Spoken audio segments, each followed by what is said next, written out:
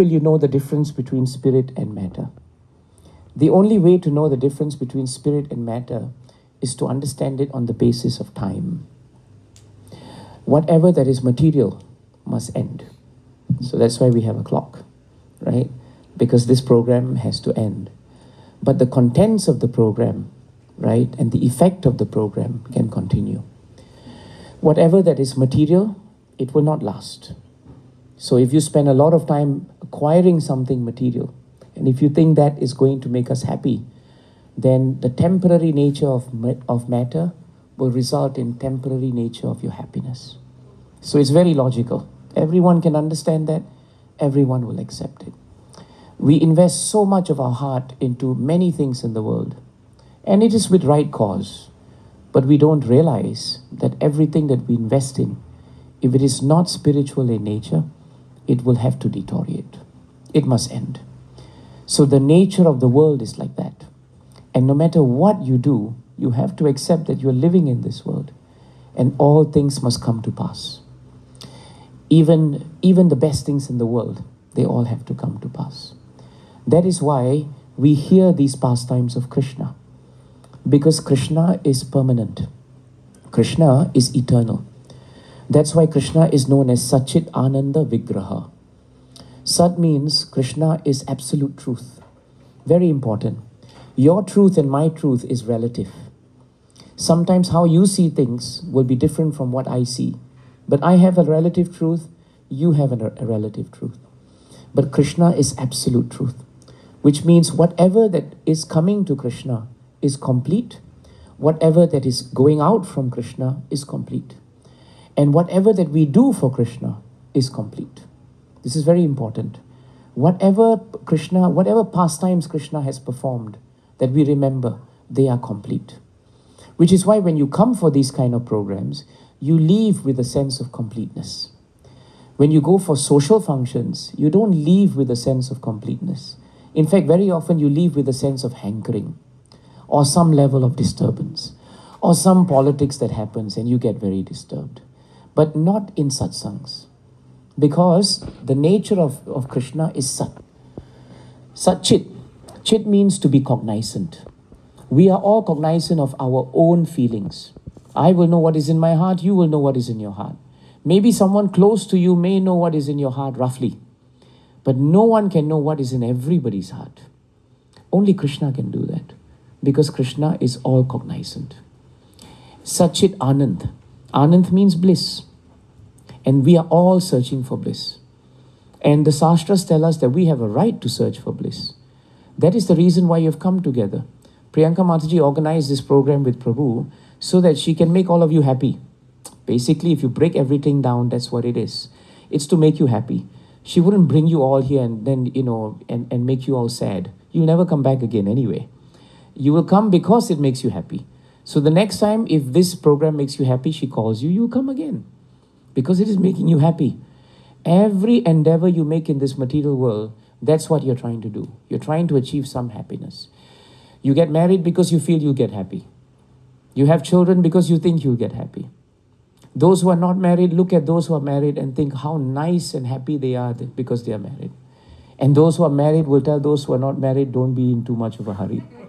It's all right, take your time. Those who don't have children will look at those who have children and say how wonderful it must be to have children. Those who have children will tell you, take your time, there's no hurry. Everyone is like that.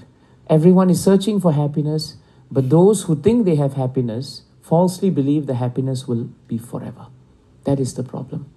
But it will not be. Until it is connected to Krishna, it cannot be. Right? That is the point we have to understand. So therefore, when we come together, we are looking for Anand. We're all looking for bliss. And Mother Yashoda, who took care of Krishna in Vrindavan and who continues to serve him in Vrindavan, her bliss is on the platform of service. This is the important point today. That if we really want to be truly blissful, our true level of bliss lies in our service capacity and our service attitude. You realize that even in material world, the relationships that are fulfilling are the relationships where parties actually serve each other with love, respect, and trust. Isn't it true? It's not one way. It's always two ways. That's why it's a relationship. Mother Yashoda loved Krishna very much, but her love for him was not conditional. It was not that I'm loving Krishna because Krishna must give me something. If that was the case, then it would be a material love. In the material world, very often, when we love someone, it is always with some level of motive. I want something from them. I expect something from them. But Mother Yashoda's love is unconditional. In Bhagavatam, we call it ahaituki apratihata. It means our love for Krishna is unmotivated. And if you have such love, then your love and devotion to Krishna becomes uninterrupted. Sometimes we perform some bhakti, and then it gets interrupted all the time. And we say, I've got this work to do, that work to do. I'm so busy, I can't do it. But we don't realize because our bhakti is motivated, therefore there are many obstacles to it. It's not because we are busy, but it's because our motive is not right. But if our motive is right, then no matter how busy we are, how engaged we are with so many things, Krishna will find a way to open up all barriers so that our bhakti to him is unconditional. Krishna did that with Vasudeva and Devaki. Remember when he appeared in this world, he appeared in the jail and they were all bound and it was dark and the guards were outside. But Devaki Mata and Vasudeva did not want Krishna for motive. They wanted to serve him without condition. And what did Krishna do? Krishna told Vasudeva, bring me to Nanda Maharaj's house and leave me there. Now Vasudeva could have said, you were born to me, why should I leave you in Nanda Maharaj's house? Right? I prayed very hard for you and you come and now you want to be transferred. That would have been motive. But he didn't have that motive. He thought whatever Krishna wants, my love for him will not change. That is Krishna. And that is a devotee. My love for you will not change no matter what happens.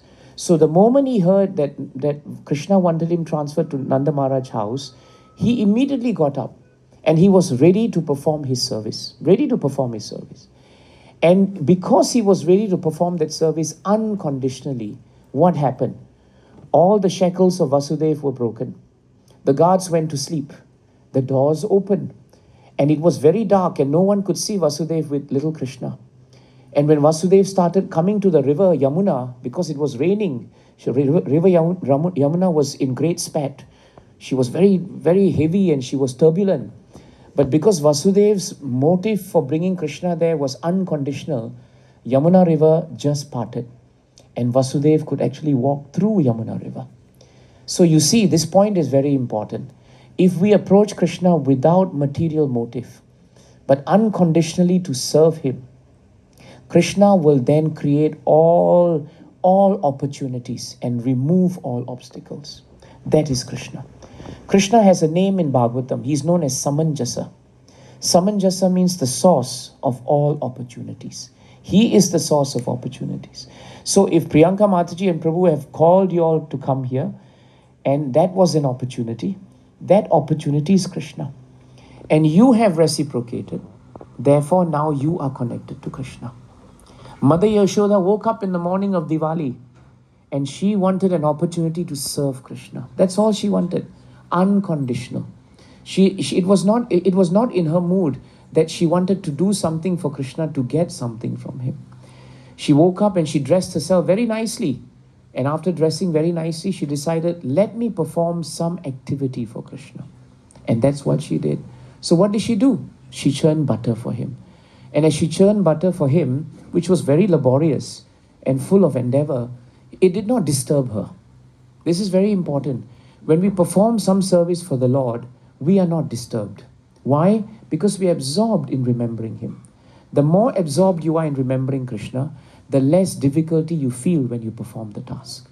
But you are performing it with great effort. You are, but you don't feel it. This is the way, this is the royal way. In Bhagavad Gita, it is stated by Krishna, Yoga, Yoga yukto vishuddhatma, vishidatma jitendriya, sarva bhutatma bhutatma, kurvan api na lipyate. Krishna says in Bhagavad Gita, the pure soul is one who works in devotion to Krishna. And when he works that way, he becomes dear to everyone. Sarva bhutatma bhutatma. Everyone, he becomes dear to everyone. And when he becomes dear to everyone, whatever material effects there may be in his work, kurvan api na lipyate, there is no effect. He is free of karma. That is the important point. So Mother Yashoda woke up in the morning and she churned butter for Krishna. And as she churned butter for Krishna, she was just singing his glories and remembering him. And in that way, she was very peaceful. But then, because she was doing so much effort, she was perspiring, she looked tired, but she didn't feel tired. And Krishna came out because he was sleeping. And when he came out, he asked her for milk. This is the direct reciprocation between the Lord and his devotee. If you perform unconditional devotional service to Krishna, Krishna reciprocates very quickly. This is the experience of so many devotees who practice Krishna consciousness. That is why they are practicing it, because they feel the change in their lives. So Mother Yashoda put Krishna on her lap and started feeding him milk. And at that point of time, she had also put milk on a pot to be boiled in the stove. And that pot of milk was threatening to boil over. So Mother Yashoda decided, better I put him down and save the milk. She did that because the milk was meant for Krishna. It was not meant for her. So even in that situation, Mother Yashoda's mood was always to serve Krishna. Very important. You know, there's another very interesting episode. One of the great incarnations of the Lord is Chaitanya Mahaprabhu in Kali Yuga. 500 years ago, Chaitanya Mahaprabhu, who's non-different from Krishna, came to this world. And he was in Jagannath Puri attending the beautiful Rath Yatra. And after dancing, he became very tired. And the Lord lay down. And then what happened was his personal servant Govinda had come. And he wanted to massage the Lord's feet. And the Lord was lying down, just at the entrance, the way the entrance is here. And so Govinda said, can you please move, Lord, so I can come on this side to massage you? Because it's not correct for us to cross over someone. You know why? Because the body is the temple of God and you don't cross over. So then Mahaprabhu said, no, you don't have to cross over, right? You can sit down and have your prasadam and go back. It's okay. But then at that point of time, Govinda realized he had to perform the service. So you know what he did? He crossed over Mahaprabhu. And he came to this side and he started massaging Mahaprabhu's lotus feet. Then after a while, Mahaprabhu said, I'm going to take rest. And after that, you can go and have your prasad. Now, for him to have his prasad, he would have to cross over. Right? He would have to cross over. After 45 minutes, Mahaprabhu wakes up and he realized that Govinda is still sitting there. He had massaged his feet. He was contemplating on him, but he was not moving. And Mahaprabhu said, you crossed over me just now. But why can't you cross over me now to go and have your prasad? And Govinda kept silent. But Mahaprabhu knew his heart. And Mahaprabhu became very pleased with him. Because when Govinda crossed over him to serve the Lord, he was prepared to go to hell, but not to stop his service. But when he was told to cross over, he would be crossing over for his own satisfaction of taking prasad. And therefore he said, I will not cross. You see the point? It's a very subtle, very simple action, but it made so much difference. Is the prasad the material thing? No, prasad is something spiritual, but it's for your own satisfaction. And Mahaprabhu was lying down, and the need of the hour was to massage his feet. So Govinda said, I can control myself. I'm not so hungry. I'll wait. When Mahaprabhu wakes up, I'll wake up. But just now, Mahaprabhu needed my service, and therefore I needed to do it. Even if it means that it will cost me, right, what would apparently be an offense. The gopis, right, are considered the greatest devotees of the Lord. One time Krishna had a transcendental headache. Narada asked him, how to cure your headache? And Krishna said, go and ask my pure devotees for some dust from their lotus feet. I will put it on my head and I will be cured. So Narada said, fine, I will go. And Narada went everywhere. He went to all the great devotees of the Lord. But they all said, though we want to help Krishna, but to put the dust of our lotus feet on his head is just too much. It is so offensive to Krishna. And therefore we don't know what to do. Then Narada Muni went to see the gopis. And the gopis heard that Krishna had a headache. And they asked, what can we do for Krishna? And he said, I want the dust of your lotus feet. So the gopis started stomping on the sand. And they started collecting bags of sand. And Narada said, why are you collecting so much sand? And the gopis said, well, you need dust from our lotus feet, right? So we'll give you as much as we can. And Nada said, aren't you afraid that you will go to hell for this? And the gopis said, if I have to go to hell for it, let it be. But if it means that Krishna will be peaceful, then so be it. This is unconditional love. And this is what Mother Yashoda showed. She wanted to save the pot of milk for Krishna, not for herself. But then Krishna was put down and he became upset. And he decided, let me teach my mother a lesson. Like all children do when they become upset, they think they can do something. And he took a stone and he broke the pot of butter. And all the butter started flowing out and Krishna was happily eating butter. The only problem was Krishna realized was Mother Yashoda is going to come back. And now he became afraid because he knew Mother Yashoda would become upset with him. You must understand that Krishna was stealing butter all over Vrindavan. He was not only eating butter from his house, but very often he was not eating butter from his house. More often than not, he was stealing butter. And Mother Yashoda was worried, and that's why she made butter for him on that morning of Diwali. So Krishna knew that Mother would become very upset. So he ran. And as he ran, he stepped on the butter. And his footsteps were clearly visible. But you know, when young children run away from something they do, they're not very quick to cover their tracks, like adults. And so what happened was Mother Yashoda came out of the kitchen, but she didn't see Krishna. She saw the pot of butter that was smashed, and there was all butter all over the place. And she saw Krishna's footprints going into the room. And now Mother Yashoda decided, today I must discipline Krishna. I'm going to take a stick and I'm going to go and stop him from doing this. At this rate, Krishna will become a juvenile thief and he's going to be in trouble. And I cannot allow that. But what Shastras also remind us is, while Krishna is celebrated for being Makhan Chor, the butter thief, let us not forget that Krishna doesn't have to steal anything. Everything belongs to Krishna. There is nothing in the world that doesn't belong to Krishna. So then how can we say Krishna stole something? We can only say Krishna stole something because everything that he did, he played the role of a little child. That is the beauty of Vrindavan. In Vrindavan, Krishna plays the role of exactly what his devotee worships him in. If Mother Yashoda worshipped Krishna as a child, he played the part of a perfect child. And so Mother Yashoda entered the room and saw to her surprise, Krishna had broken more pots of butter on the roof. And the butter was just falling. And he was taking all that butter and he was serving butter to his friends, the monkeys from Vrindavan. And Mother Yashoda looked at the sight and she was quite amused. But she didn't realize that this exchange between the monkeys and the Lord was a very deep exchange. These monkeys were the same monkeys who served Lord Ram in Treta Yuga. At that time, Lord Ram had conquered Lanka and he had destroyed Ravana and he had saved Mother Sita. And the Vanaras like Sugriva, Angada, Hanuman, they were all his loyal servants. And so Lord Ram said, whatever that you ask from me, I will give you.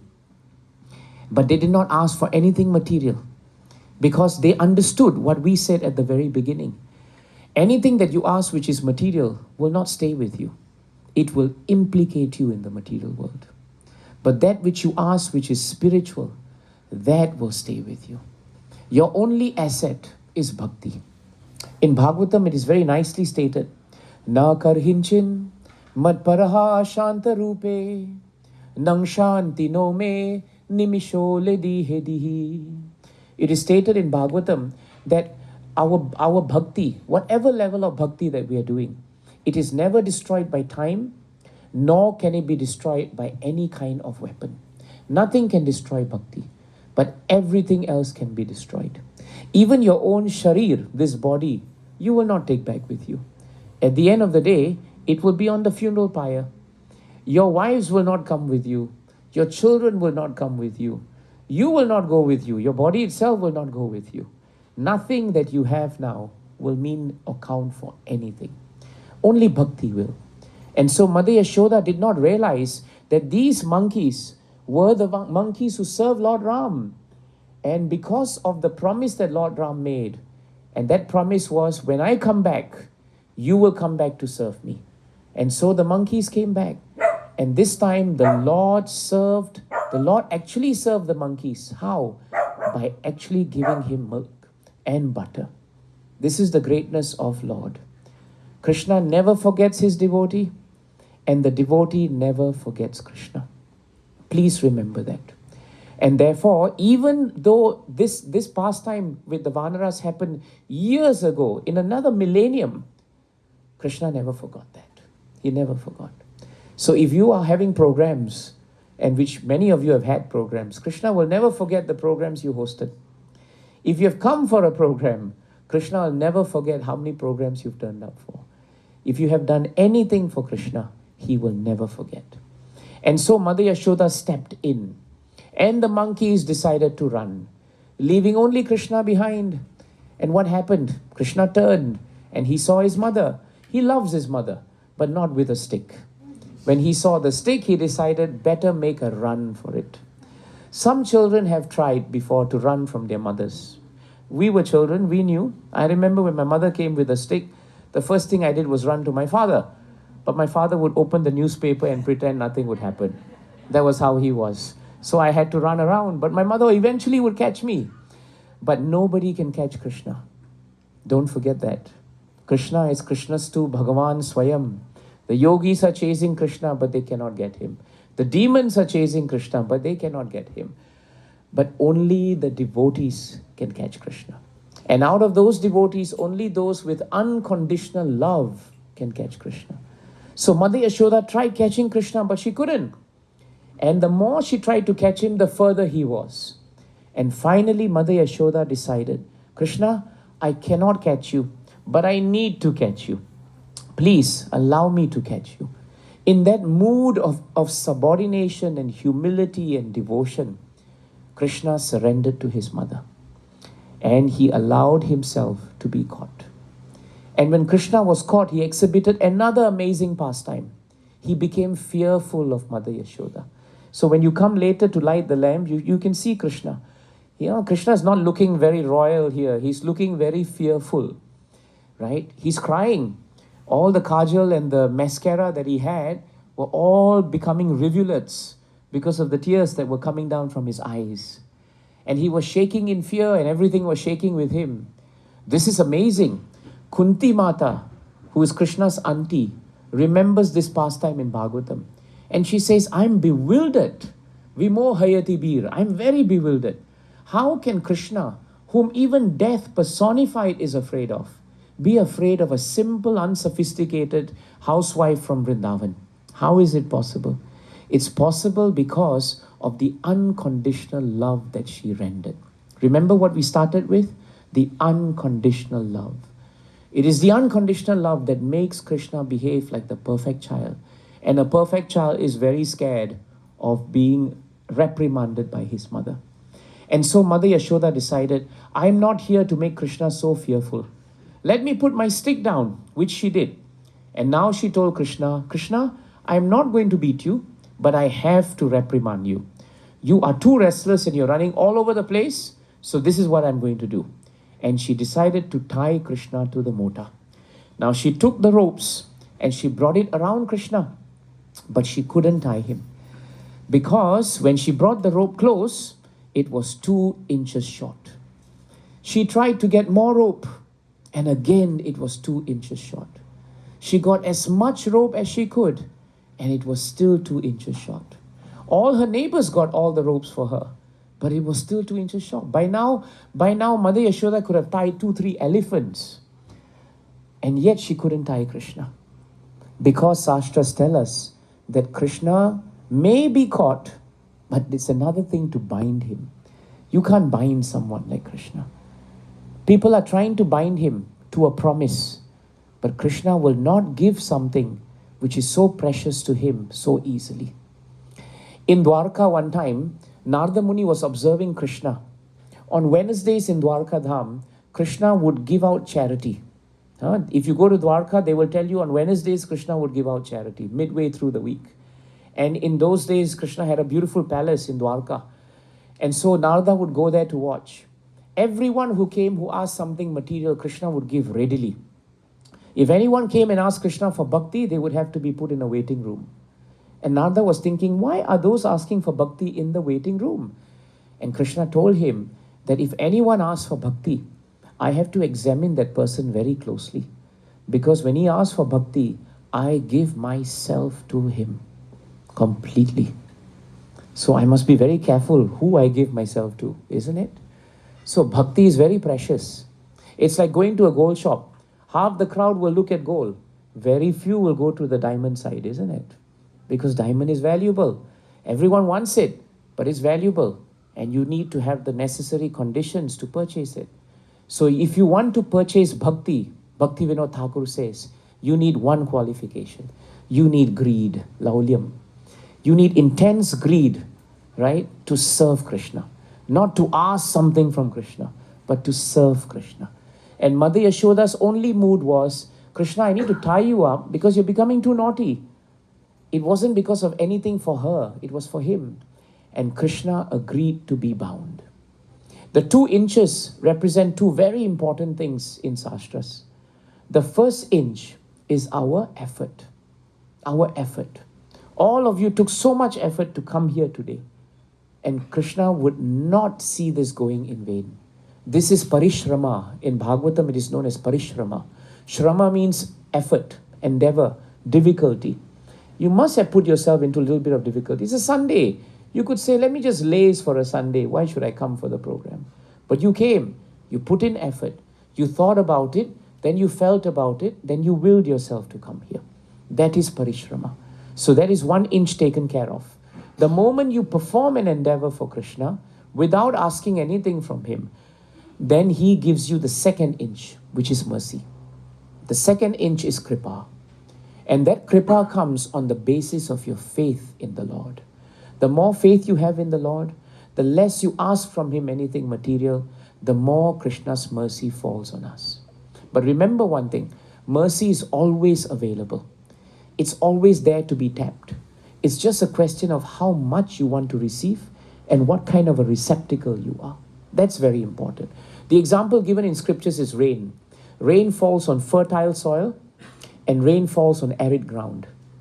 The fertile soil receives the rain and beautiful plants can grow. The arid soil for years may not grow anything. Is it the fault of the rain? No, it is the fault of the soil. So we cannot blame anyone if we think Krishna's mercy is not coming, least of all Krishna. How ready are we to receive Krishna? Mother Yashoda surrendered to the Lord. She surrendered to him by laboring and churning butter. She surrendered to him by trying to catch him and giving up. She surrendered to him by trying to bind him and giving up. And whenever she gave up, Krishna submitted himself to her. Do you see the exchange? That is the exchange. In other words, the more humble we are before the Lord, the more the Lord is ready to reciprocate with us. And so Mother Yashoda tied Krishna and she became very happy. But Krishna's Leela is not done because no one can tie Krishna for too long. And Krishna decided, let me now crawl to the end of the garden where there are 2 trees because I have something else to do before I end this pastime. I must not forget the promise that was made in a prayer by Narada Muni. Now that's a mystery, isn't it? So Krishna started crawling and the mota turned vertical to horizontal and rolled with him. When it reached the end of the trees, Krishna went through the trees, but the mota got stuck. But Krishna is Krishna. He pushed hard and the trees came down, revealing 2 beautiful devatas, Manigriva and Nala Kuvera, the sons of Kuvera. And they were there looking very nice. And Krishna said, what are you 2 doing here? What happened to both of you to become trees? And they said, one time we were so intoxicated with pride. We are sons of Kuver. We have so much money, right, that we will not be able to finish spending the money. So we had nothing to do. We were just drinking and wasting our life away. When one day Narada came before us, and when he saw us with no clothes on and in a state of drunken intoxication, he cursed us. He cursed us to become trees. But his curse is not a curse we understand. It is a blessing because he told us that we have no understanding of the value of human life. Human life is not meant to eat, sleep, mate, and defend. Animals eat, animals sleep, animals mate, and they also defend. So what is the difference then between humans and animals? In Kali Yuga, we are just sophisticated, right, deluxe versions of animals. That is what we are, Bhagavatam says. We are two-legged animals. Until we understand that the value of life is to become spiritual in nature, we will always be like animals. So better become trees, Narada said. Since you don't like to put on clothes, become trees. But he had one prayer. I pray that even if you become trees, one day you will take darshan of Krishna and he will deliver you from your ignorance. That was the prayer of Narada. Not the prayer of the two boys, but Narada's prayer was answered by Krishna.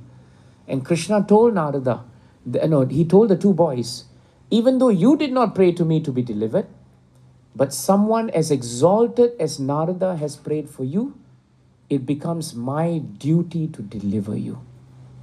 This is the greatness of bhakti. We may not be very advanced, but we must seek the association of those who are advanced. If they pray for you, you will get through directly to Krishna. Very important.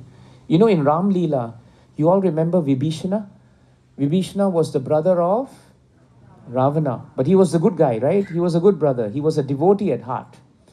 Now, when Vibhishana saw what Ravana was doing with Sita, he told her, stop this because you will be destroyed. But he didn't listen and threw him out of the court. Before Vibhishana left, he asked some of the other courtiers, anybody else wants to follow me? Last chance. And 4 of them decided to go with him. They crossed over in the middle of the night from Lanka and they came all the way to the mainland where Lord Ram had set up camp. And there they were stopped by Sugriva, Angada and Hanuman. And they said, who goes there? And Vibhishana said, it is I, Vibhishana, brother of Ravana. Mistake. Because the moment he said brother of Ravana, all 3 Varanas said, how dare you come here? You must be a traitor, right? Coming here to spy. Leave. And Vibhishana said, no, I have left my brother to surrender to Lord Ramchandra. I am his devotee. And Angada and Hanuman refused to believe him. And they grilled him and interrogated him for 6-7 hours until Lord Ram from the camp heard what the commotion was about and came out and said, what's all the fuss? And then they said, this Vibhishana is trying to come in, but we think that we cannot trust him. The moment the Lord saw Vibhishana, he just embraced him and brought him inside. Now, so much trouble Vibhishana had to go through just to be allowed in. As he was going in, these 4 other the courtiers who were with him, they were sitting silently and waiting. Now, the moment Vibhishana went in, they followed him. But Angada stopped them and said, who are you for? And they said, oh, we are with him. And the moment he said they said we are with him, immediately Angada said, oh, please go. Please go. They were not subjected to any interrogation. All the difficult work was put in by Vibhishana. But all 4 of them could go through. Why? Because they sought the shelter of a devotee who is dear to Krishna and Lord Ram. You see the point? So if you serve the lotus feet of devotees like Yashoda Mata, Bhagavatam tells us you will get the blessings of Krishna. Yes, Prabhu. So we are not supposed to, what Vibhishana did was he stood up for injustice, right? And Yes. the others did as well. So is that also what something we have been told? Of course. Vibhishana stood up for what is correct sastrically, even though he knew that he would be in difficulty with his brother. But that did not stop him from standing up because his love for Lord Ram was unconditional. He did not expect that if he could stand up for Lord Ram, then everything would be smooth and smooth sailing. He was prepared for all the sacrifices he had to meet. And he lost his kingdom. He lost all the luxuries that his brother was giving him. But he got Lord Ram. And that brought him more peace. Ultimately, what happened to Ravana? Ravana was vanquished and Vibhishana continued. So that's a very important point. What we stand up for must always be aligned with Lord Ram. So you see the point here. This Leela is so beautiful. It has so many things to take back. One thing we can take back is never be afraid to serve the Lord. Never be afraid of endeavor. Always be prepared that spiritual life will require endeavor. Second point, always pray to Krishna unconditionally. I know it's a bit of a stretch, Sometimes people say, but what happens if I have an exam? You know, what should I do? Should I not pray to Krishna? You can. Krishna is whole and soul. You must turn to him. But at the end of the day, better to ask Krishna for bhakti. Krishna will take care of what is needed to be taken care of. Ananyas chintayantu mam, ye janaha paryupasate, tesham nitya abhiyuktanam, yogakshemam vahamyaham. To those who are exclusively dedicated and devoted to me, I give them what they lack and I preserve what they have. So if you're a devotee, and for example, your exam is coming, you just pray to Krishna, Krishna, let me do well if you want, but I must work hard. But ultimately, you please know at the back of your head that bhakti is the most important commodity. That's all. And the last point that Krishna has given us, which is really nice, is that when we want to serve Krishna, we must be prepared to surrender to him. Service comes on the platform of surrender. Service comes on the platform of faith. That is very important. This mind is very difficult to control. And the mind will give you so many reasons why you should not pray, why you should not spend time with Krishna, why you should just come for a program once in a while and then put Krishna on the back burner. But you must control the mind. The mind's nature is so fickle, isn't it? While I'm speaking, the little one is just running around and I'm watching how all of you are running with him. Right? You are seated, but at the same time, if you're distracted by him or her, you are going to run with her. Your mind runs. It's very hard for your mind to stay with Krishna. So please, bhakti is not a cheap thing. You have to put in effort. It is the rarest and the most valuable diamond. Please. Yes, Prabhu. All our lives, as kids, we have also asked, right? Obviously, when I listen to you, we are saying we are looking for bhakti, right? So in the past, we have asked. So in that sense, we have sinned. Oh, that's a good question. In the past, I've asked all these things from Krishna, so does it mean I've sinned? Actually, no. What it means is that whatever that you have asked for, you are now living it out. Your karmas are coming based on your desires. So whether it is sin or not, you are already implicated. You see the point? So now better to stop the fan from running. If you know the fan is running, you have to stop it. You off the switch. But even after offing the switch, what happens? The fan still runs for a while before it comes completely to an end. That running for a while could take years, Prabhu, which is why we have to off the switch now. Right? That's very important. Very good question. Thank you very much for your time. Now are we ready to light the lamps and offer them to the Lord?